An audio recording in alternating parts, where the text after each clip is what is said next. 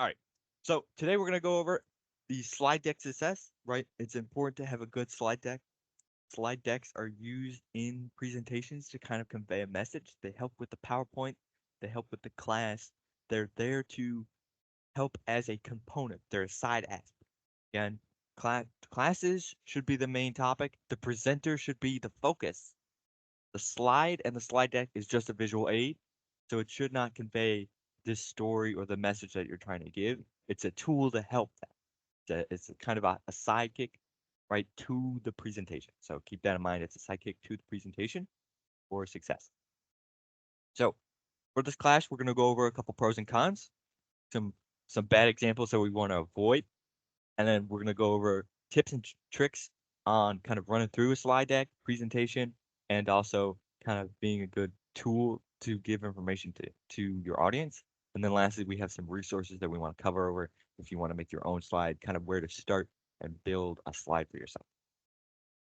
So why do we use it? Well, it's important to understand that a visual aid adds persuasiveness to what you're teaching, right? Your topic, whatever you're talking about, if it doesn't have a visual aid, it may sound to cadets, right? You have 12-year-old cadets who've just learned something for the first time. It may sound like you're just telling them that that's something that you want them to do. For drill, for example, right, we're telling them feet 45 degrees, you're going to look straight ahead, you're not going to look around, you're not going to look at me, right? That just kind of sounds like you're telling me what to do. You're kind of bullying me into doing what you want, right? If I don't have a presentation to, let's say, squadron drill, and I don't have a visual aid or a concept behind it, right? It's going to sound to some cadets like I'm just telling them what I feel and what I want them to do, rather than conveying that this is kind of an organization and I'm teaching you what the organization has for concepts. So visual aids are persuasive in that aspect. Again, another thing to with visual aids is you get two inputs to your learning, right? You get an audio point where the presentation and the presenter are kind of twofold, right? One is visual, you can see the presentation. One is audio, you can hear the presenter.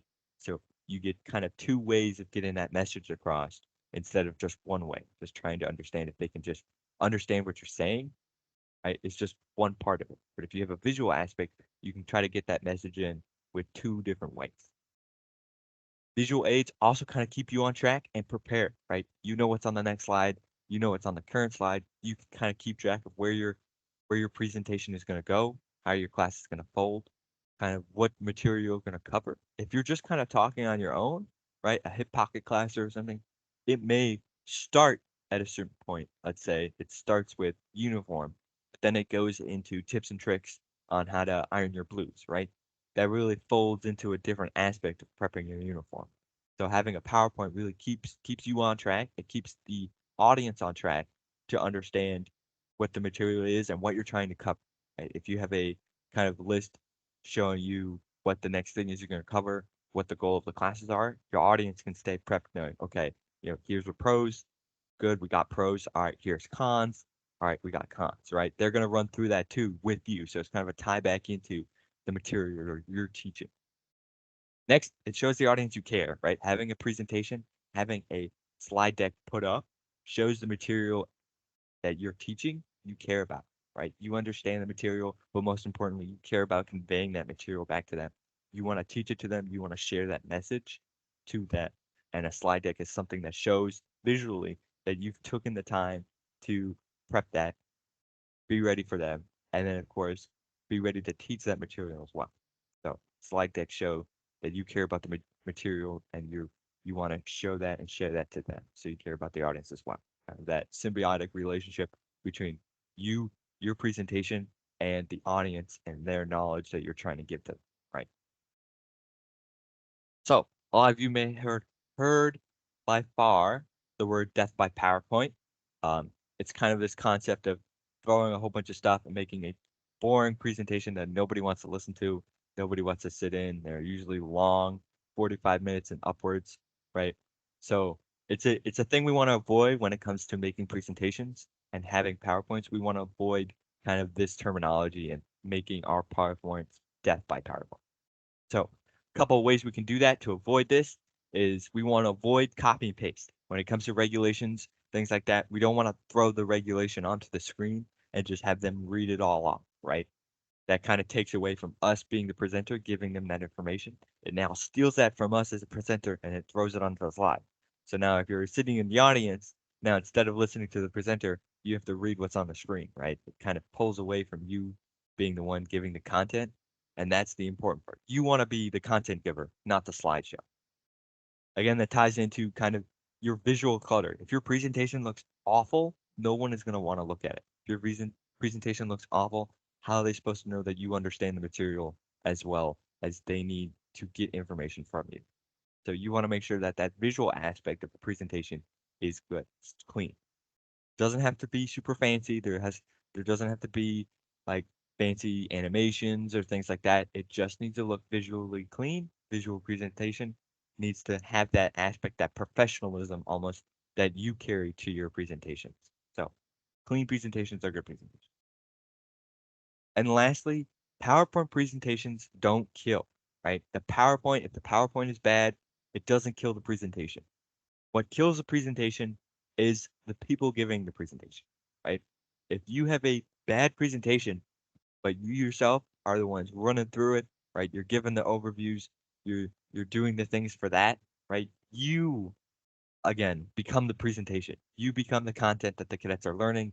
You become that kind of aspect that cadets need to know rather than some random person kind of giving you a PowerPoint. This is going to be the situation that you're in, right? Somebody gives you a PowerPoint and you're going to have to present it, right?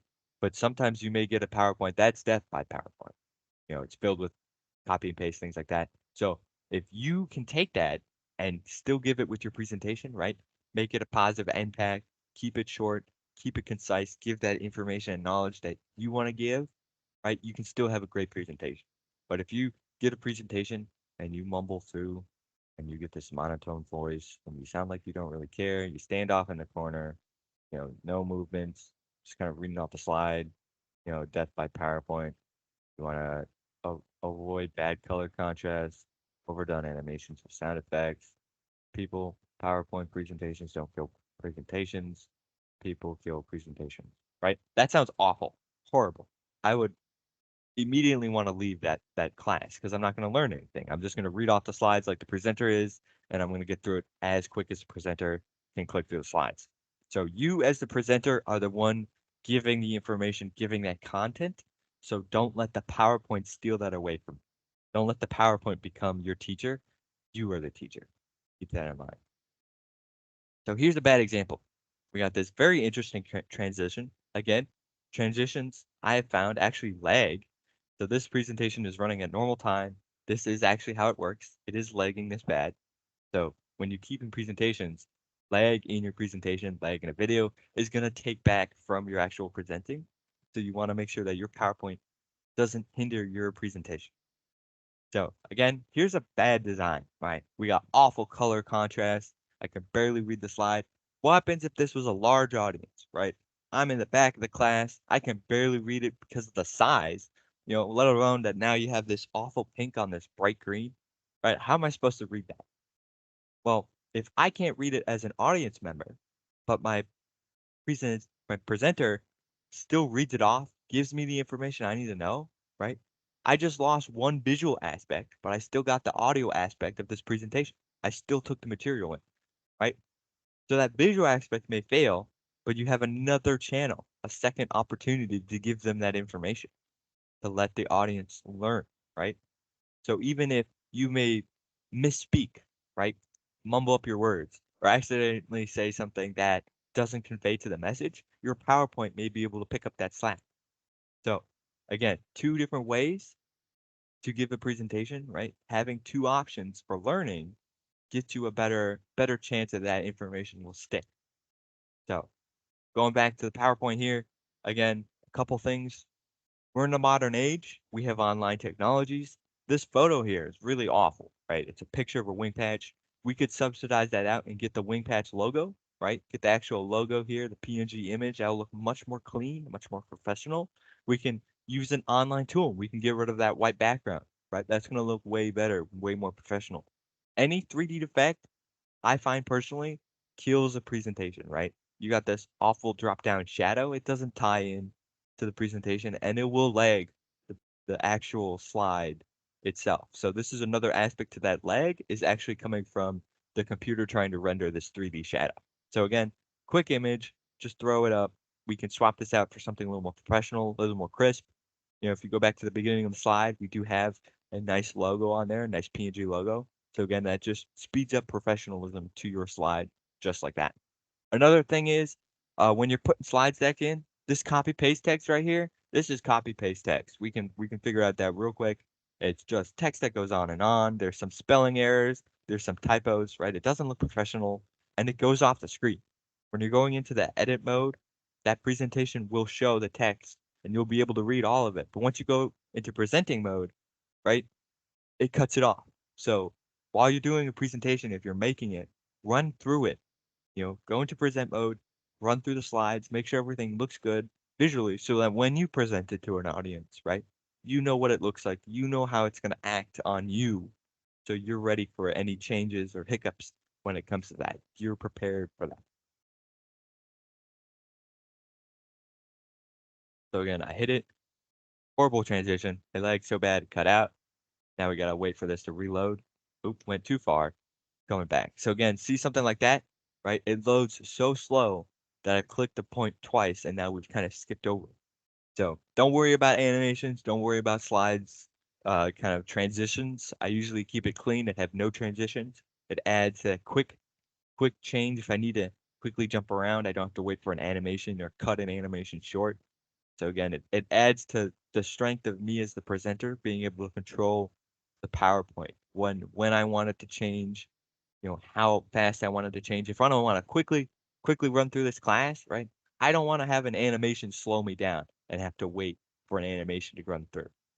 Or better yet, have an animation that is short so I can quickly get from one to the other. So let's talk about this slide. If I want to give a presentation on low effort equals low engagement, here's some things that I want to avoid, right? I want to avoid inconsistencies. Here we got two different texts, two different sizes, two different colors, right? That's going to really pull away from the audience's listening skills and visual skills. They may be stuck looking at these, trying to figure out what's going on rather than listening to the presentation. Another thing we can have is images. If we put images on the slide, we want to make sure that the slide images convey to the message we're trying to give at the time, right? I am not at all talking about the regions and how they have to do it. So why would I throw a region photos up here, right? Same thing with if I'm giving a drill class and I'm doing drill presentations, right? If I have a picture of an airplane, how does that tie into the presentation, right? I may want to swap that out with a picture of cadets doing drill to kind of tie that back into a visual aspect of this is what I'm talking about. I'm talking about this scenario. This is what it's going to look like, right? So we want to try to keep that as much as we can. Again, the more inconsistency we have with our class, the more it's going to tie and drag down our presentation. So, for instance, let's say we have a presentation about regulations, right? If we update that slide once with the regulation at the time, and then later on, 2 or 3 years, go down by line, oh, I want to talk about this regulation again. I'll just pull up the slide. Well, what happens if the regulation changed, right? Right there, your PowerPoint is now inconsistent. So you may know the current material, and so you'll be able to teach the current regulations on how the uniform is laid out, how drill is done. But if your PowerPoint is outdated and it has old regulations, old things, now there's inconsistencies there. So when you're giving a PowerPoint, really want to make sure that the PowerPoint itself is up to date. Want to keep that up to date. Especially when it comes to low effort equals low engagement, right? We want to keep things up to date. We want to keep everything consistent and clean, right? If we show poor management into our PowerPoint presentation, it's going to show the lack of care taken to present it, right? I just kind of threw this together. Here it is. Read it off the slide, cadets, because I don't really care about this topic. We don't want to convey that message. We may not care as much for certain topics, but we still want to put care into giving that energy, giving that information to the cadets. So I may not like aviation, but I love Ground Team Academy and I love ground teams. So maybe I do a presentation on ground teams, right? If somebody really loves aviation, maybe they should do a presentation on aviation, right? Because just the topic itself will boost the presentation presenters attitude toward the presentation. So just think about it that way, right? It doesn't necessarily have to be you teaching all the material, but when you do teach material, take the time to make sure that you show that you care, right? Take the time. If you don't really care and you just talk in a monotone voice, right, the cadets are going to doze off. So you want that engagement, you need to put in that effort. So how can we improve kind of presentations and visual aspects? So I really like 3 steps to kind of keep in mind when you're making presentations, when you're going to give information, you want to focus on 3 main topics. First important thing you want to focus on is content. You really want to make sure that content is the number one thing, right? If you're going to give a uniform class, you want to read through the uniform manual. Prep yourself because you may go through the slides, you may run through all of the material that you've covered in the slides and you understand that information. But what happens if a cadet asks you, what type of coat can you wear for the Class A uniform? What type of clothes can you wear for Class B uniforms? Right? Well, that's not on the slides. But if you focus on the content and you read through the uniform manual, you'll be able to quickly answer that question. You'll be on time with that information. Right? So it's important to understand the content that you are teaching. Next thing is it's important to focus on the people, the audience that you are teaching to. Are they eager to learn the material?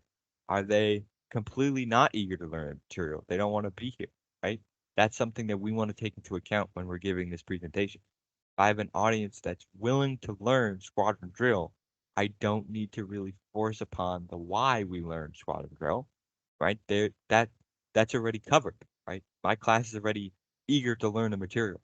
But if I have a class, let's say a safety class, right? Some people may not be eager to learn safety. So I may have to focus a little bit more on why I'm teaching this, why it's important for the audience to understand this material, right? So the focus on the people is the next big thing. You want to understand the content, but you want to also focus on how you're going to give that content out, right? What's your stance? How you are in the room? What's your tone, right? Your monotone, that's not going to be a good effort to try to give that information out. You want to put a little hype into it, right? If something's really exciting, put really emphasis on that excitement. If something's dangerous, put emphasis on that, right? Make the presentation about you and what you're giving, your material, your information. Make that what people are focusing on rather than the power. Lastly, this is the last thing that you want to be focusing your time and effort on is the actual point, right? The PowerPoint presentation and the presentations itself, right? You have the content. So wherever I am with a uniform class, I'm prepped to teach something. My point of the class may be on Class B uniforms, right? Well, I can talk about Class B uniforms if I understand the content. But if somebody has a question about Class A uniforms and I understand the content, I can switch my focal point, right? If the audience needs a different information, you can switch it around, right? You want to tailor to the audience, not to the slides. So we want to focus on that point after we focus on the people and after we understand the content. So that's kind of how we want to lay this out when we're learning material to teach to an audience. So how do we do that? What's the best way we can do that for a presentation wise? Well, we want to make sure that every time we have a slide, that slide conveys one message. If we have a uniform class, for example, we do not want ABUs and blues to be on the same slide, right? That's going to be a mix of information. We're going to have one uniform on one slide, and we're going to want one uniform on a different slide. That way we keep the 2 ideas separate. We have them focused on one uniform, what the information is for that uniform, and then we switch slides and as we switch slides, the topic switches, right? We go from one uniform to the other uniform and we talk about blues. What's the important thing about blues, the differences, things like that.